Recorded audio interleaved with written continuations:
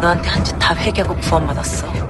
시즌2가 공개되자마자 세계 1위 드라마로 등극한 넷플릭스 화제의 드라마 더 글로리. 학교폭력으로 영혼까지 부서진 문동은이 자신을 괴롭힌 가해자들을 향해 치밀하고도 처절한 복수극을 펼치는 내용이다. 수많은 사람이 핵사이다라며 속 시원하다는 반응을 보이고 있다. 극중 이사라는 고등학교 시절 문동은에게 끔찍한 학교폭력을 행사한 5명의 가해자 중 한 명이다. 대형교회 목사의 딸이기도 한 그는 성인이 돼서도 매주 주일 예배에 참석하지만 실상은 심각한 마약, 알코올 중독자이다. 죄의식 없이 친구에게 폭력을 가하고 17년 만에 피해자 친구를 만난 자리에서 너한테 한 짓 다 회개하고 구원받았다고 당당하게 말한다. 가해자가 피해자의 용서보다 먼저 하나님의 용서에 도달해 있는 이 장면. 왠지 영화 미량과 유사하다. 주인공 신혜는 유괴범의 손에 어린 아들을 잃은 뒤 교회에 나가 신앙을 갖게 됐다. 예수 그리스도의 사랑으로 범인을 용서하고자 교도소를 찾았지만 가해자는 웃음을 머금고 이렇게 고백한다.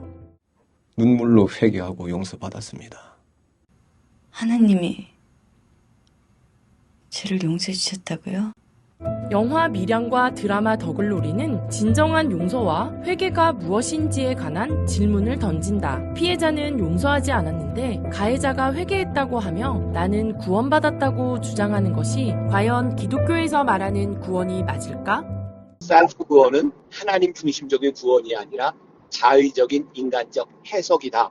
그게 자의적이냐 하나님 중심적이냐 그런 구분이 명확지 못할 때 성경을 왜곡하거나 잘못 이해할 수 있는 거죠.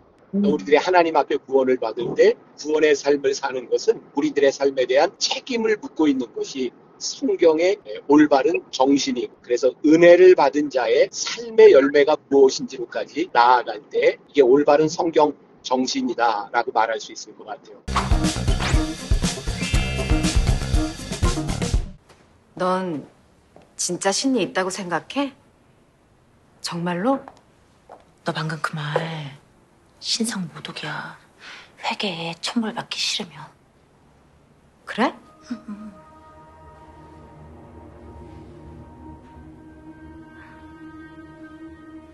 응. 방금 하느님이랑 기도를 합의 봤어. 괜찮으시대.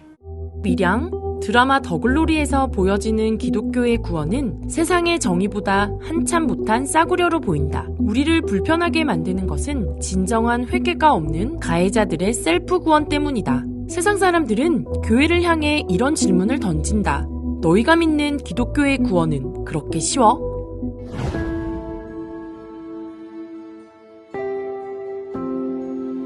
만일 누군가에게 잘못을 저질렀다면 성경은 용서를 구하고 합당한 처벌을 받는 것이 진정한 회개라고 말한다. 죄를 짓고 피해자에게 용서를 구하지 않고 나는 하나님께 용서받았다고 말하는 것은 옳지 않다. 하나님께 용서를 구할 뿐 아니라 피해를 준 당사자에게 용서를 구하는 것이 성경의 원리이다. 또한 예수님은 예배자의 태도에 대해 이렇게 말씀하신다.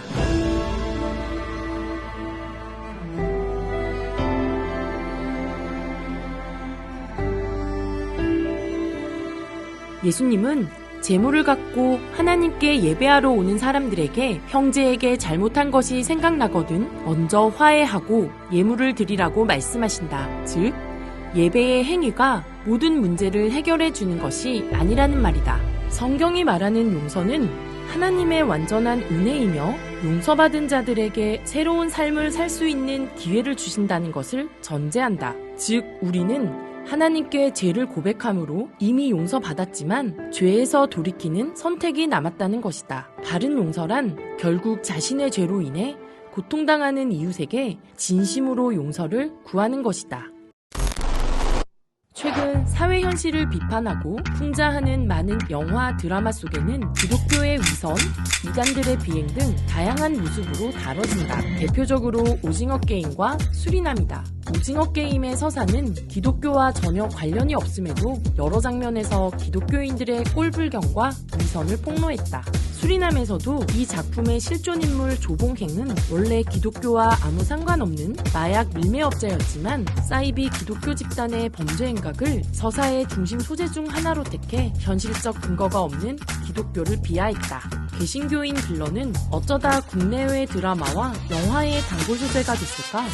대중문화 상품들이 제일 신경 쓰는 것은 결국 대중이거든요. 그런 대중성을 목표로 하고 있는 컨텐츠에서 개신교인들을 그렇게 그린다라는 것은 일반 대중들의 생각과 일치한다는 거예요. 개신교에 대해서 좀 부정적으로 그리는 그런 사례들을 볼 때 개신교 내에서 보였던 반응은 주로 굉장히 억울해하고 또 화를 내는 것이었던 것 같거든요. 그런 생각보다는 지금 현재 한국 사회 내에서 개신교가 어떤 위상을 가지고 있는지가 대중문화에 반영되는 것이라고 봐서 한국 사회에서 어떤 맥락이 그 개신교인들을 그렇게 비치게 만들었을까, 그거를 좀 들여다보고 그 안에서 우리 스스로의 어떤 변화를 위해서 모색해야 될 방향은 무엇인지 그런 고민을 하는 게 더 건설적이지 않을까. 예수를 믿는다는 고백만으로 모든 죄가 사해지고 만사 형통해지며 무조건적이고 무제한적인 은혜를 받을 수 있다는 일부 한국교회의 비복음적인 행태를 돌아봐야 할 때이다. 미디어에서 다뤄지는 회개와 용서의 왜곡된 시선이 거짓이라고 우리도 자신있게 반박할 수 있을까?